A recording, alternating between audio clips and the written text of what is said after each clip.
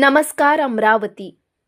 काँग्रेसचे दिग्गज नेते अमरावती जिल्हा परिषदेचे माजी आरोग्य सभापती बाळासाहेब हिंगणीकर यांच्यासह शेकडो कार्यकर्त्यांनी शनिवारी अमरावती येथील शासकीय विश्रामगृह येथे राज्याचे महसूल मंत्री तथा अमरावती जिल्ह्याचे पालकमंत्री चंद्रशेखर बावनकुळे यांच्या उपस्थितीत भव्य पक्षप्रवेश केला। विशेष म्हणजे बाळासाहेब हिंगणीकर यांच्यासोबत शिवसेना उभाटा यांच्यासह विविध पक्षातील कार्यकर्ते पदाधिकाऱ्यांनी सुद्धा भाजपमध्ये पक्षप्रवेश केला आहे। बाळासाहेब हिंगणीकर यांनी भव्य शक्ती प्रदर्शन करत हा पक्षप्रवेश केला आहे। पक्षप्रवेशानंतर आता दर्यापूर तालुक्यात सहकार क्षेत्रासह जिल्हा परिषद, विधानसभा आणि लोकसभा निवडणुकांमध्ये सुद्धा याचा मोठा फटका काँग्रेसला बसणार असल्याचे बोलले जात आहे। शिवसेनेचे एकनिष्ठ कार्यकर्ते असलेले निलेश पारडे यांनी सुद्धा भाजपमध्ये पक्षप्रवेश केला आहे। काँग्रेसला रामराम ठोकत राजकारणात भाजपमध्ये हे माझं शेवटचं स्टेशन राहणार अशी प्रतिक्रिया बाळासाहेब हिंगणीकर यांनी व्यक्त केली आहे।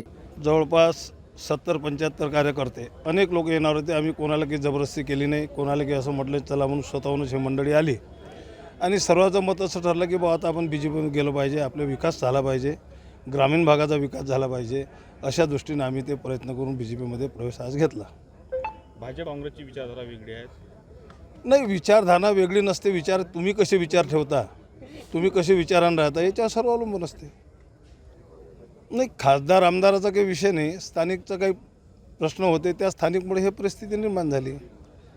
पण जिथे ते चांगलं होते, मला असं वाटते ज्यांच्यामुळे झालं असेल त्यांचंही आपण त्यांनाही काय म्हणतो आपण अभिनंदन त्याचंही केलं पाहिजे। त्याच्यामुळे आपण चांगल्या ठिकाणी आलो।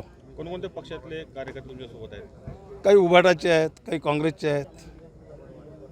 माहीत आहे सर्वांना, मी कल्पना देते अशातला की भाग नाही। त्यांनी जो प्रयत्न आपल्याशी करण्याचा प्रयत्न केला, बबलू भाऊ असो, बळवंतराव असो, वीरेंद्र भाऊ असो, ताई असो, पण त्यांना जी परिस्थिती स्थानिकची होती ती मी त्यांना सांगितली।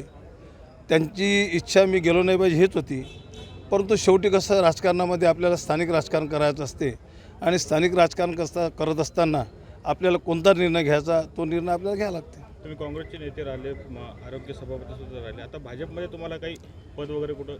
नाही, मी पदाची अपेक्षा कधीच नाही करत। हे तुम्हाला सांगतो, जेव्हा मी काँग्रेसमध्ये गेलो मला मग सभापती करा, मला तिकीट द्या असं मी कधी बबलूशी बोललो नाही, पण बबलूने स्वतःहूनच मला न मागता सभापतीपद दिलं। मी राजकारणामध्ये कधी अपेक्षा पदाची करत नाही।